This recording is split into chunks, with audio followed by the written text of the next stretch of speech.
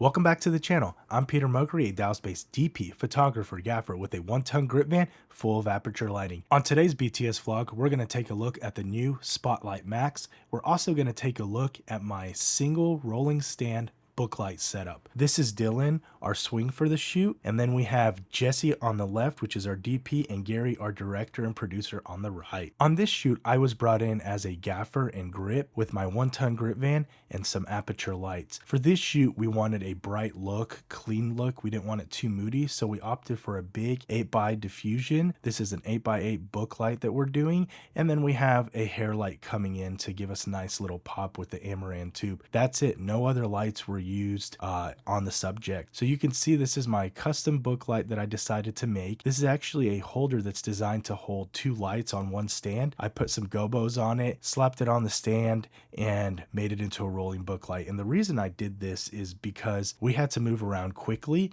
and I wanted it to be very efficient when moving from one spot to the other. So it's just a Matthews rolling stand. We have two shot bags on it, and then we have the dual head adapter so we could have, two lights on there. We put the gobos on, the T-bar supports that actually hold the square tube, and then that's it. We connect them. Everything's nice and good. We have an 8x ultra bounce and then a 8x half grid. You could see the grid pattern right there on the diffusion material, but that's just a gobo. And then I use the Modern Studio frame kit. So those are the ears from the Modern Studio, and this is a great solution to be efficient, quick, and give you great results on set. It breaks down really small, so it makes it super simple. And then we're shooting a 600X in, matching the overhead lights that we have. It makes it look really nice. Now, what's important when doing something like this is you want to bring that diffusion as close as you can to the subject to get the softest light possible. So a big source close to the subject looks really nice and beautiful. We're booming in the Amaran 2-foot tube. We're also matching the overheads. The Amaran tube has a 45-degree grid. This helps avoid any spill and flaring in the lens and gives us a good targeted source. Honorable mention goes to the Aputure MCs. These guys are great in the background. You have any dark spots, you could just get a pop of light going. It makes it so simple. I always carry these guys around, just fill in any dead spots in the background or even make them look like practicals. They really work great. This is Jesse, our DP. He stood in so I could show y'all what it looks like with the setup. Now you see in the background there's a blue pattern. That's actually the new Spotlight MAX, which we're going to take a look at in just a moment. But you can see on the right side of his face that nice soft light. It's carrying over. The fill is just what's naturally happening. And then on his hair up top, you can see just a nice little glow, a touch of light. Looks very natural, looks good, very clean. There's not much moodiness to it, and you don't have harsh shadows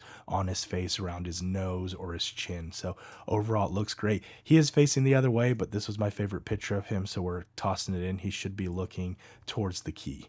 And this is the Spotlight MAX. I want to give Aputure a big shout out for sending out this unit for me to try out. I knew this would be a perfect shoot to give it a try. I wanted to get a good splash of light on the background to carry over from our previous interviews. This time I wanted to have a little bit of a gobo effect and a pattern in the background. This spotlight worked perfectly with my 600C. It's actually optimized for the 600 series, so the 600X, 600C, 600D, and it works with the 1200D. Also their new Electrostorm systems. So it was a great solution for what I needed. We had to keep the overhead lights on, which can make it difficult, especially when dealing with RGB. When you're dealing with a lit area, you kind of lose the output and the punch needed for RGB, but it carried over well. If you see it in the background here, it lights everything up great. I was at 100%, but it did the job. It had a good spread. I put the pattern just out of focus to make it look amazing in the shot. So overall, I'm very pleased with the unit, and it did its job. So this is me putting it away. One of the cool new features that they added is a gobo that you could spin around. That's awesome to get that pattern to be exactly where you want it. And now we're off to our second interview setup. What's really cool about this is it's a rolling stand. Everything's on one stand except for the light, because I like to fine tune the light and have a little more adjustment. But I'm able to just grab the largest piece of gear that has the biggest footprint and just bring it over. Normally I'd have two stands. It'd be really difficult moving it around. I'd have to kind of bring it back down my height, roll up the diffusion, roll up the bounce, and then move it to the spot and get it in place. Now I'm just walking it into place. I had an escort, everything's nice and clear. But one of the things that did change is we need to switch the side of the opening where it opens. So I need to make that adjustment. So we're keying from a different side as well. That's what I'm doing here. It's open on the left hand side there. I need it to be open on the right hand side. So I'm making my quick adjustments, getting everything situated. I clamp everything on to make sure there's no spill on that side, that left side. And then we have it all set up and ready to go. It's that simple, that easy, and it's level this time. So we have the 600X matched to the overhead lights. It has no cone on it or reflector. It's just pounding through straight from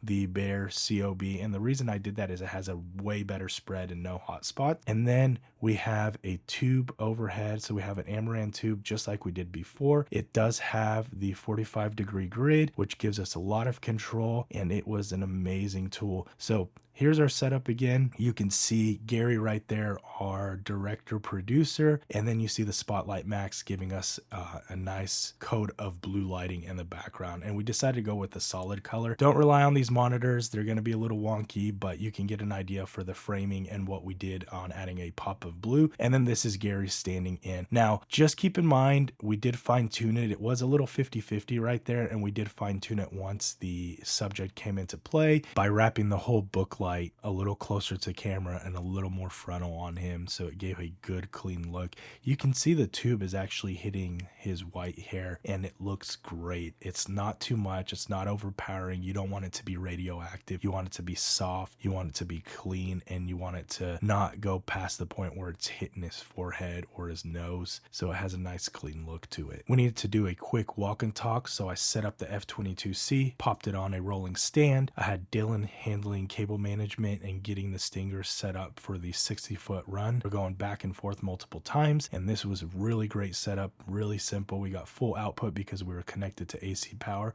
so it made everything just simple overall. And then that's a wrap. Everything gets packed up. You see I have my crate system like in the last video, makes it nice and easy. The most important thing when packing out, loading out, is make sure that you put everything back where it goes correctly. And what's important about that is when you go to your next shoot, you don't want something missing. You don't want to be missing a vital piece of equipment that is going to hurt you in the end. My carts are loaded up. I'm ready to head out the door. The cart on the left is mostly lighting. The cart on the right is mostly grip. So I have them separated out. I have 11 C stands on here, all my rolling stands. I have shot bags, stingers, miscellaneous grip and accessories all loaded up on this cart. Makes it nice and simple to push in and have everything you need.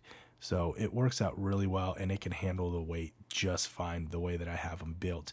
My other cart has a 600D, a 600X, a 600C tubes up top. I have the F22 60Ds, and then I have the Spotlight Max on there. So there's a lot of stuff on these carts. And then it's the final push. The carts get loaded into the van, and I head off to the next one. What did you think of the new rolling booklight setup that I did? One stand, making it simple, everything in one spot, and it moves from one place to the other. And then also, what are your opinions of the new Spotlight Max? Is it something that you would use on your shoot? Is it something that you've been waiting for your 600Ds, 1200D? Let me know in the comments below, and I really appreciate everyone that's commenting, liking, and subscribing to the channel. I'll see you guys on the next one.